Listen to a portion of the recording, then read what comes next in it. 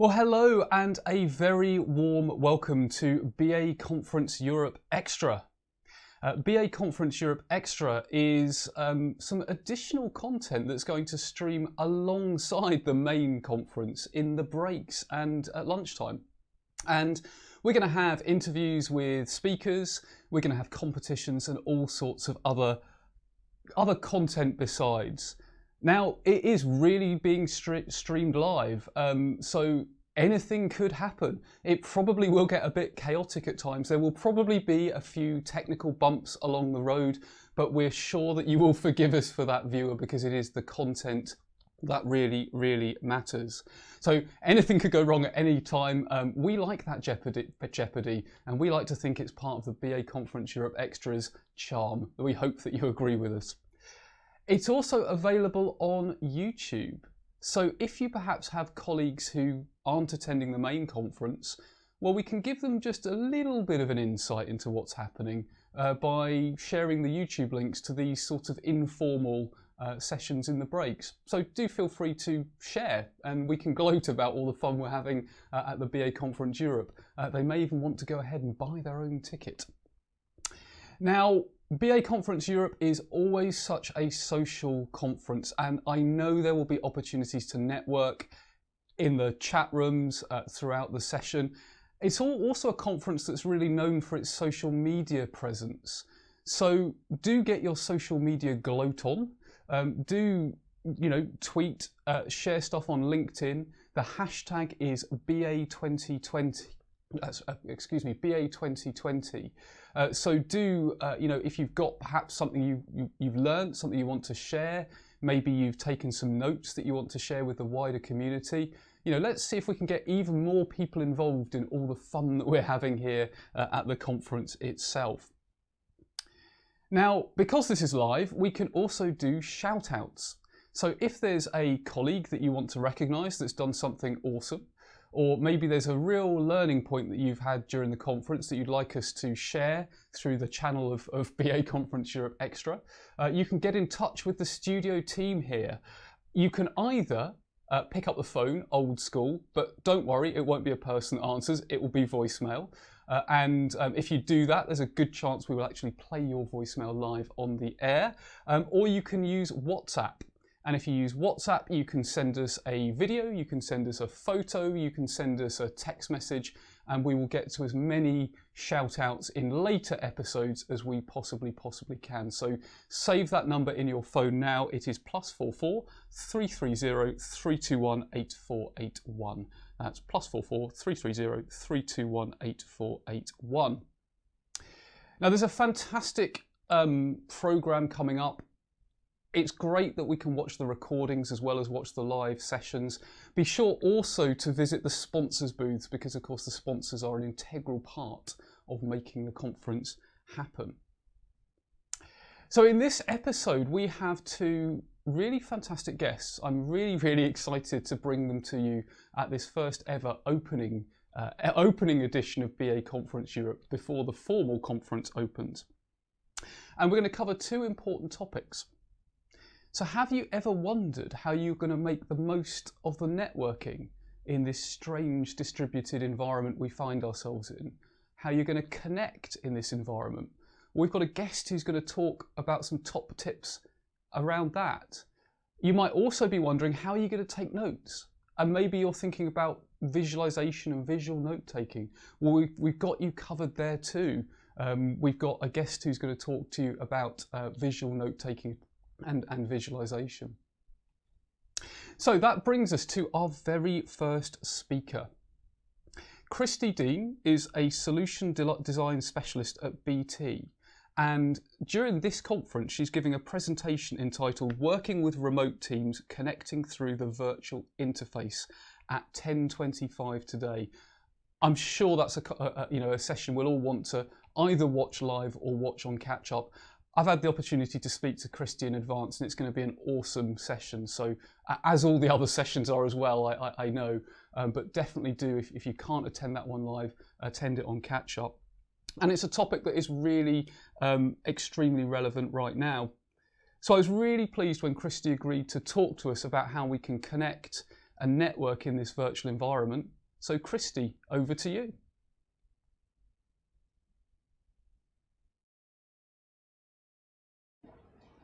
Isn't our digitally enabled world simply amazing? With a couple of pieces of technology and a decent Wi-Fi connection, we can build relationships from anywhere within the world. Granted, the way that we would connect and build relationships in the physical world is different to the virtual world, but maybe not as challenging or as different as you first thought. The two basic requirements are the same: space and effort of will. Thanks to the event organisers at IRM UK and the sponsors, we have spaces created over the next couple of days of the conference that will allow us to connect. Things like the chat boxes during the presentation or the virtual meetup at the end of day one are prime examples of this. Secondly, they will to connect. It's going to be different, there's no denying that. The physical reaction that you get when you catch somebody's eye, when you share a laugh and a joke over a particular piece of a presentation, or when you're just simply walking around the event centre itself and you might bump into someone and be like, oh, this is nice, this is a bit different, isn't it? But when the virtual world, granted, that's different. Eye contact, for example, without video cameras is going to be a massive challenge. However, that's not to say it's not impossible. As I say, the challenges are different, but the basic requirements are the same. The effort of will that you put into these situations is key. So please do step forward. If you have a question during a presentation, please do type it in the chat box. If you want to connect to any of the presenters post-presentation, I mean, we've got another 9 months worth to be able to see these presentations, which is an absolutely amazing experience. If you think about the limitation of the physical world, we would have a maximum of 3 days to cram everything in. But we have an extra gift of time. So that within the next 9 months, make the effort to connect to somebody. If you've watched their presentation on record, just reach out, say what bits you enjoyed, what bits that you could maybe have a discussion on, whether that be via the Twitter handles that are provided on the speakers' bios on the website, or simply through other connections, social media platforms such as LinkedIn. We are all very thankful as presenters that the event is actually taking place in virtual space, and we're speaking about subjects we're completely passionate about. So if you wanted to connect and to speak more about the content, please do get in touch. You know, as I say, anytime within the next couple of days or over the next 9 months worth, or even beyond, I'm sure we can have lots of discussions about good things that are happening. Within those spaces of the discussions, you know, personally, I'm not the fastest of typer. So I would just say during the Q&A session, if there's an opportunity to ask a question, but yours hasn't necessarily been answered by the end of the Q&A section, please don't give up.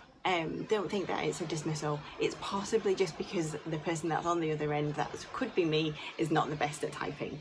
But I really honestly have a passion about the subject that I'm talking about, and it's just a shameless plug for my presentation later of working with remote teams, connecting through the virtual interface.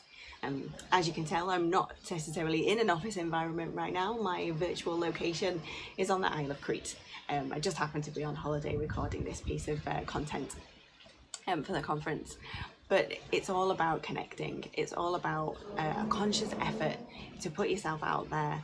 If you have something that you want to discuss with any of the presenters or anybody within the space of the conference itself, you know, I'm sure you'll find ways to connect via the chat boxes, put some contact details out there, and start building those relationships and moving forward. Other hints and tips that I could possibly give you without giving too much away from my presentation later would be things like the small the details. So if you're typing a question to someone and spelling their name right, you know, it sounds very simple, but it's always nice when you get that level of impact that when someone gets your name right. You know, it's just a simple thing, but it's the small things that do count. So also any other information that you want to share, discussion points that you want to have, please do reach out, and take care. I really enjoyed the conference. Bye.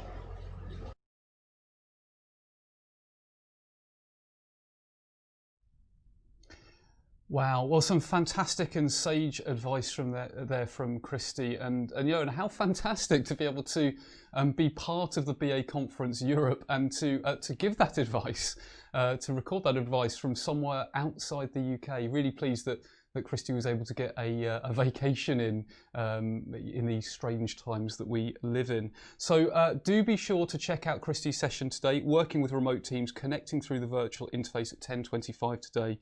And a massive thank you to Kristy for being not only being part of the BA Conference Europe Extra, but of course being the first ever guest on our first ever informal episode that we are running before the main conference even starts. So we do have a jam-packed agenda, so we're going to move straight on to our next live guest. Now, many of you will know Grant Wright from the Visual Jam, which is a meetup that he runs with Paddy Dander. And if you've not heard of the Visual Jam, you'll want to make a note on whatever notepad you have nearby to go and Google it, because it is well worth tuning into, and completely free to tune into as well. If you don't know Grant from the Visual Jam, then you may know him from the amazing visual sketch notes that he shares at conferences. He's done some from the BA Conference Europe previously as well. Really good, excellent sort of aid memoirs. Now, Grant is Principal Consultant at Scarlet Solutions, a real advocate of visualization and visual thinking. He is running a half-day workshop on the 24th of September as part of this conference, which is entitled Unleashing the Power of Visual Thinking. And I was really pleased that Grant agreed to join us today. So Grant, thank you for being here today. Hi Adrian, how are you doing? I'm good. Excited that it's conference day, there's the lead up, but it's great when it actually happens. So Grant, you're really well known for your visual skills, your visual sketchnoting skills, and I know that you certainly always produce really great sketch notes at conferences, and I know that you use those techniques in your work as well. I guess as a BA, one question people might have is why bother with visualization and visual note taking? What would your take on that be? Well, I think there's two things you mentioned there. There's visual note taking and I guess visualization more generally. If I start with visual note taking or sketchnoting as it's referred to, I found when I started using visuals, it was in my own notes, in my own mind maps, and I noticed that when I did little doodles in my notes, that it helped me connect with the subject matter and remember things better. And as I've used sketch notes in like conference talks and the things you've mentioned, I've found that those visuals help me to really recall information and retain it much better. And I think what I've also found with sketchnoting is as I've done it more and I've started to get more confidence and share content through social media, it's actually sparked a lot of interest in what I'm doing. So it's an unintended consequence is that it's created some interest around what I'm doing, and even my kids are interested. I think more generally, visualization does have a broad application for BAs, though. I mean, I personally use it to think things through and to break down complexity by visualizing my understanding. And I think it's often said that if you can't draw a representation of something, then you don't really understand it. So it really helps you think things through. And in a group context, you have the added bonus of you're making your kind of private mental model public, and you're exposing your assumptions and you're inviting contribution from others to participate. Yeah, I mean that I was nodding along emphatically with everything you were saying there, Grant, but particularly the thing about mental models. And I mean, as I know we've had conversations before about visualization and systems thinking and visual thinking. And I'm very interested in systems thinking, and one of the challenges in systems thinking is making mental models explicit. And if you think about a systems thinking technique like a rich picture, well, actually, that sort of shows there's an intersection between the two disciplines in a way about, until I get it out of my head, I can't show you what it looks like. And if we can create something together, maybe we can move both of our understandings together. Yeah, absolutely. And that example you gave there, rich pictures, is a great example of where you're using it to understand the problem and to get that understanding around it. But you can also use it when you're facilitating group discussions to spark creativity and and invite the diversity of the group thought to the process, and also just in general to make your communication more interesting in presentations and things like that. Yeah. Oh, wow. Yeah, great point. I hadn't really thought of that. It's like so obvious when you think about it, but it's like the whole death by PowerPoint. Well, death by PowerPoint, Exactly. I think is an unfair thing to say. It's not PowerPoint. It's normally death by bullet point. Yeah, exactly. And actually, if we introduce some more funky graphics or some appropriate graphics. So a question that I know many people will have right now is, well, what if I'm not good at drawing? What advice would you give to someone who's thinking that right now?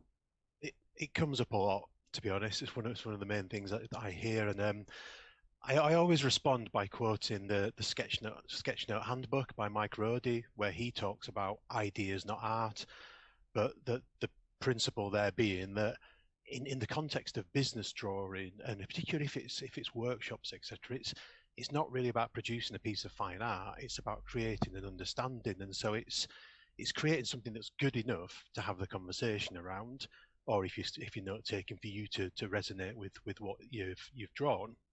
And I think the other thing is that actually, in some ways, drawing simpler visuals that aren't too polished can actually be beneficial, because it invites discussion around something. If you draw something on a whiteboard with stick men and arrows between them, it's clearly not a finished diagram, and it invites discussion and people to improve something if they don't think it's finished already, if that makes sense. It absolutely does, and I was again nodding along emphatically with you there, Grant, because I was thinking it's like it's sort of a similar reason, I suppose, that with prototypes we draw low fidelity prototypes sometimes.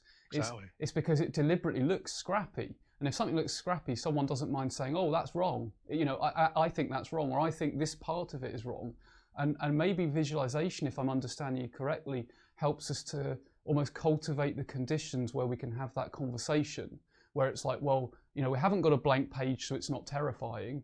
But tell me which of this you agree with, which matches your mental model, and then move forward from there. Yeah, what have I missed, for example? Yeah. And I think the other thing in response to the I can't draw is actually there are techniques. It's like any skill, you can learn to do this stuff, and there are some great people out there who can train you on the kind of simple techniques, and you'd be amazed if you can draw some basic shapes. Yeah, you can produce visual notes. Yeah, definitely.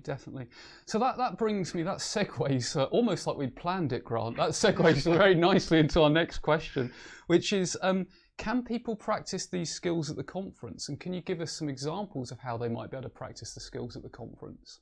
Yeah, absolutely. So yeah, we have kind of prepared this bit. So I'm going to share my screen and talk about this bit. So if I just share my screen, hopefully you guys are able to see that there. Absolutely. So what I've done here, this is a sneak preview of one of my slides from my workshop at the conference, where I talk about the sketchnoting process. So in terms of, if you want to take visual notes, it can be quite daunting if you're trying to do real-time notes at the conference and you're worried about getting things right and missing information. So here are my kind of top tips for if you're going to have a go at sketchnote in a conference. The first thing is to make sure that you're prepared. So anything you can do to make your life easier, if you can pre-prepare a title and a headline for the talk so that pops off the page, and then you can work around that. If you can think about what structure or metaphor might be relevant, that you can kind of help you tell the story and follow the presentation. The other thing is, if you know what topic's being discussed, then have a think about what images or icons might be useful to tell that story. And finally, have a think about your colors and your fonts. Try and stick to a single way of doing main headings and subheadings, and a couple of colors that you use consistently, and that'll give you a good finish to your sketch note. So that's your preparation. The next bit is often kind of the bit that people forget. They focus all on the capture, but listening is the key part. Being able to hear and filter the essence of the talk, and really get into the zone to pick out those key points.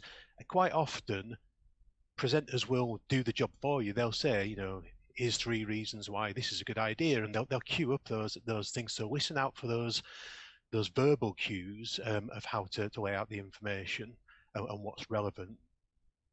In terms of the actual capture process itself, I find that through experience, if I've tried to draw too much, I end up missing content. So I focus on writing first. You are note taking, it's okay to use words, it doesn't have to be visual, but capture a few keywords quickly but legibly, and then you can draw some simple icons that kind of helps reinforce the topic, but keep them simple so you can move quickly. And if you're struggling to keep up, maybe scribble down on a little post-it, something to remind you to fill it in later. And then if you've got time, you can organize the information by putting frames and borders and connectors around it, and you can decorate and shade it. But all of that you can potentially do after the conference, as long as you've got your main content captured. And I think the final one would be, I would encourage people to share.